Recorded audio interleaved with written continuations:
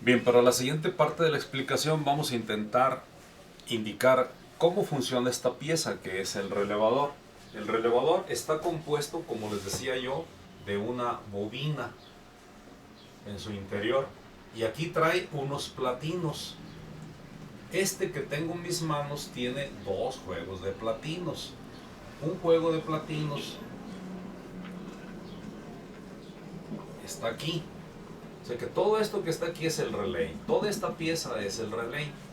Este es un juego. Este juego que tenemos aquí, a esta patita del centro se le llama común. A esta patita de arriba se llama normalmente cerrado.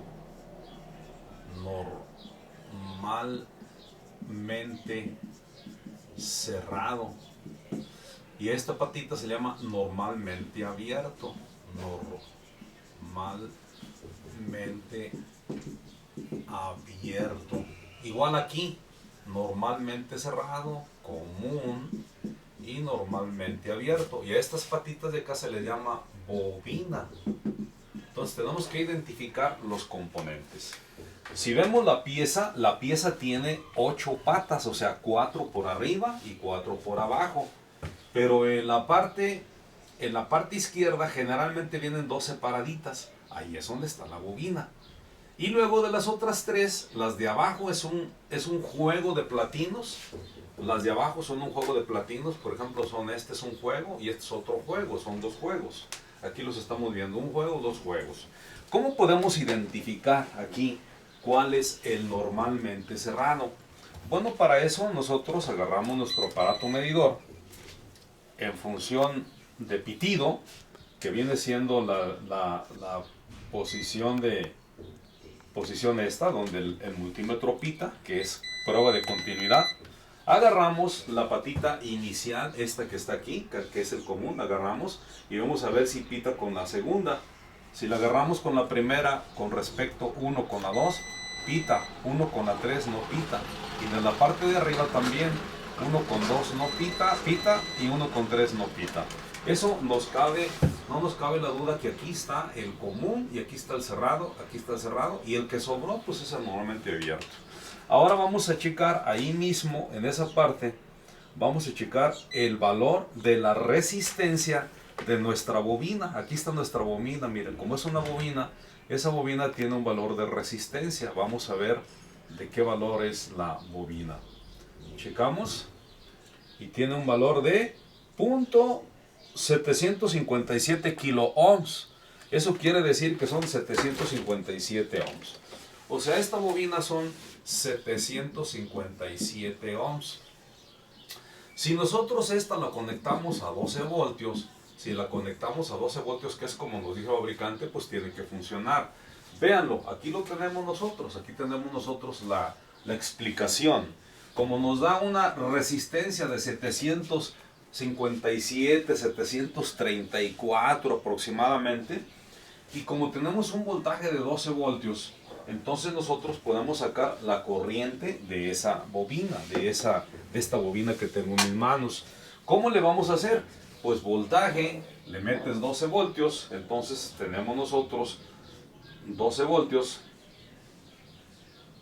y esos 12 voltios los divides entre la resistencia de la bobina, que acá nos dio 757. Si nos da 757 nos daría 0.0158, 0.0158, o sea, prácticamente 0.16 es la corriente.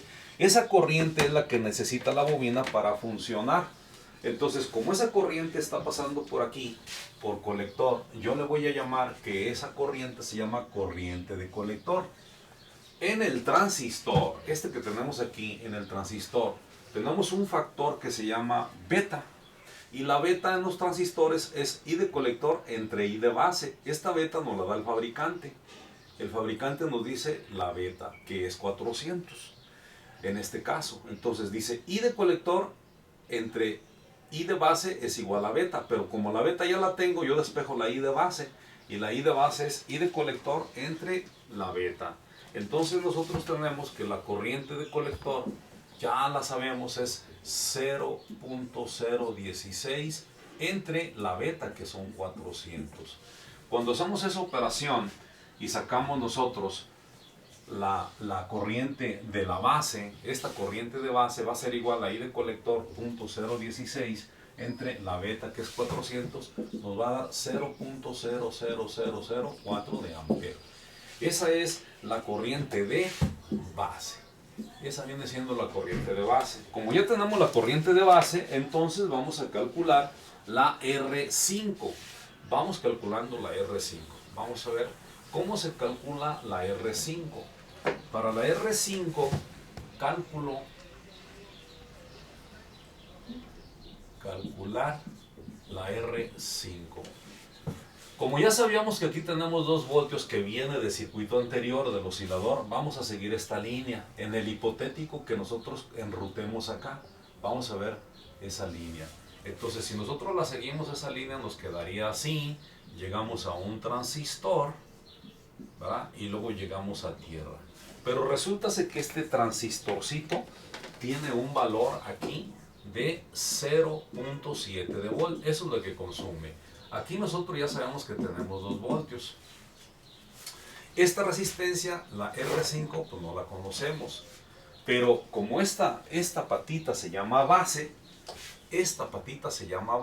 y la corriente que está pasando por aquí se llama corriente de base, entonces ya sabemos la corriente de base. La corriente de base es .404 de ampere. Entonces ya está fácil, miren. Ya está fácil. Si aquí tenemos 2 voltios y se van a repartir entre la R5 y entre este componente, pues obviamente la R5 va a ser igual a lo siguiente. R5 va a ser igual al voltaje entre la corriente. Pero el voltaje de esta resistencia va a ser, como estos 2 voltios que tenemos aquí se van a repartir entre esta y pero este ya está agandallando 0.7, entonces quiere decir que la resistencia van a ser 2 menos los 0.7 que consumió entre la corriente que está pasando por aquí, que se llama corriente de base y que ya la conocemos, son 4 ceros 4. Entonces la R5 finalmente va a ser igual a 1.3. El valor, si ustedes se fijan, va a ser 1.3 entre .404, y eso les da un valor de 32.500 ohms. Bueno, pues aquí la pusimos de 32.000, como ustedes observan. Esa es la razón de que esa resistencia sea de ese valor. Ahora vamos a calcular la resistencia R6. Para calcular la resistencia R6, esta patita tendríamos que conectarla para arriba. Y si la conectamos para arriba, si ustedes se fijan, si la conectamos para arriba, ahora tenemos que hacer un análisis por aquí. Por aquí tenemos que hacer el análisis. Entonces ahora vamos a calcular la R6. Para el cálculo de la R6, ¿cómo quedaría? Bueno, vamos a verlo. ¿Cómo quedaría? Para el cálculo de la R6, el circuito sería el siguiente. Aquí tenemos ahora 12 voltios, más 12 voltios. Si el interruptor lo cerramos, entonces quiere decir que tendríamos la resistencia aquí, la R6, y luego viene para acá, al transistorcito. Aquí, claro, viene el interruptor, aquí. Pero luego viene el transistorcito que está así.